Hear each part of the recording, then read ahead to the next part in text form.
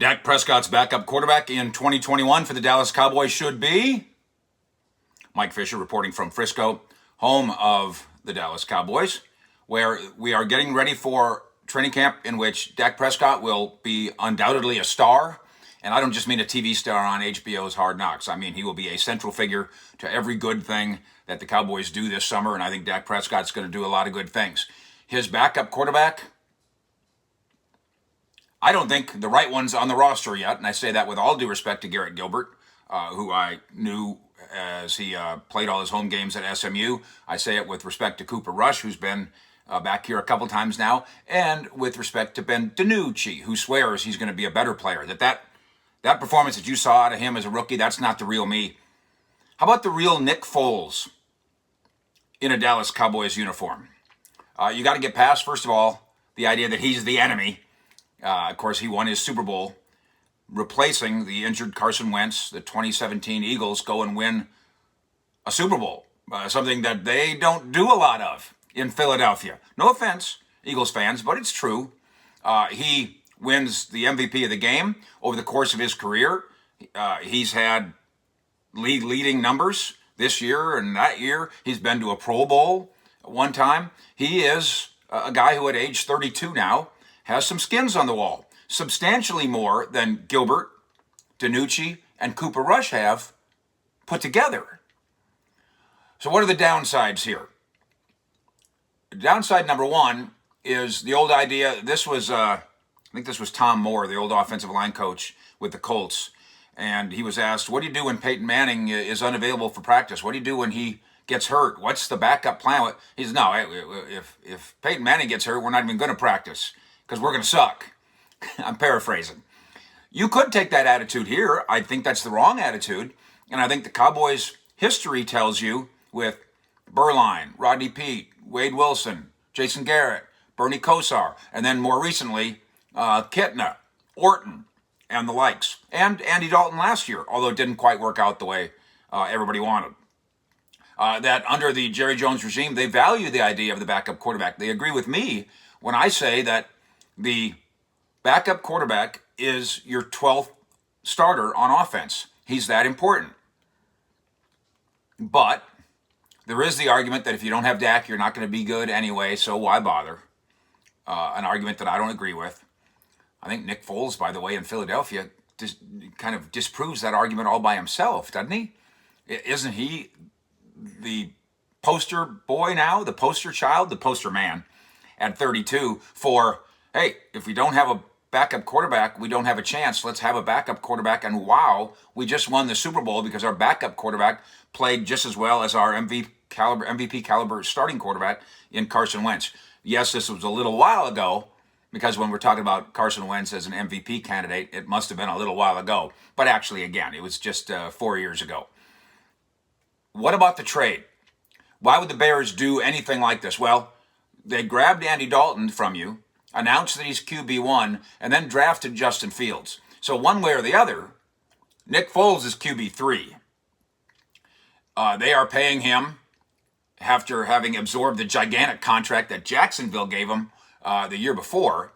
They gave Jacksonville a 4th-round pick to get him, not knowing, obviously, that this was before the draft, so they didn't know who else they were going to land. Along comes Justin Fields and the rest.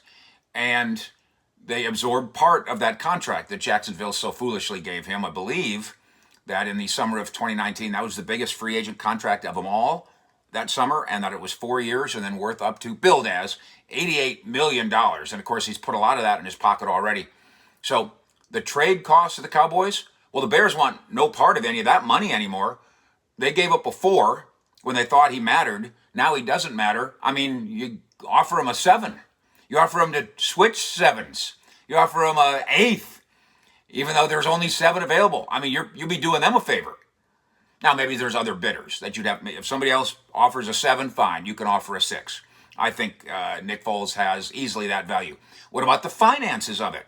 That's a different argument, and it's a good argument about the valuation of the 12th starter, who it needs to be, and how much better that guy might be than the next guy. In the case of Foles, what's left on his contract for his next team, his next employer, Basically, it's a $4 million salary this year, and it's a $4 million salary next year, and then there's a $4 million bonus. But that next year money is escapable. You can get out of that for $1 million. So you could, in theory, take him on and pay him something like, for 2 years, $10 to $12 million. That's less exciting than where I'm about to take this. I think you can get the Bears to pick up part of the load. That's worth a conversation. Let's eliminate that one for now. Let's move on to the next one. You pay him his $4 million this year. Is $4 million too much for a capable backup quarterback? Not to me. And then you can cut him next year, and you only have to eat $1 million. At which time, by the way, if you like the player and he likes you, you circle back to him and say, now let's do a new contract. We'll give you another 1-year contract. Now you're 33. Now it'll be a 1-year, $2 million contract, and see what he says. Again, that's assuming that things go well. And hopefully they did, and you got your $4 million worth. Question. Let's assume that Garrett Gilbert is the number 2 guy right now, and I believe that's the case in Dallas behind Dak. One way to look at this, and then maybe to shoot it down, is to say, is Nick Foles worth 4 times as much as Garrett Gilbert, who makes around $1 million? Is he 4 times better? Are you 4 times more likely to win a game as a bus driver with Nick Foles than you are with Garrett Gilbert? That's a really fascinating way of looking at it, and it's a good way to win the anti-argument. Because on the surface, well, that's 4 times more likely? The odds would go up? No, because the odds wouldn't go up. The odds wouldn't go up times 4. No, they wouldn't. If the Cowboys were favored by 1 in a game in which Garrett Gilbert was going to be the starting quarterback, and then he was replaced by Nick Foles, the Cowboys wouldn't all of a sudden be favored by 4. So no, 4 times better. If you're going to look at it that way, you're going to win the argument. If you're going to look at simply who's more likely to win a game if Dak goes down, that's not even close. And then you look at how important is it to win that game if Dak goes down, or 2 games, or more. I think it's worth an extra $3 million to win a game, or 2, or 3. Don't you? I think it's worth an extra $3 million cap-wise to have Nick Foles on my team. I've given up virtually nothing for him in trade, and I've got a real security blanket. And I don't have to go back to that old idea that, well, if we lose Dak, the season's lost anyway, so why bother? A logic that means, well, you might as well not even carry a backup quarterback in your roster if you really believe that. If Dak gets hurt, we'll just have Cedric Wilson go play quarterback. I mean, we're not going to win anyway. When you think about it that way, I've just won the argument.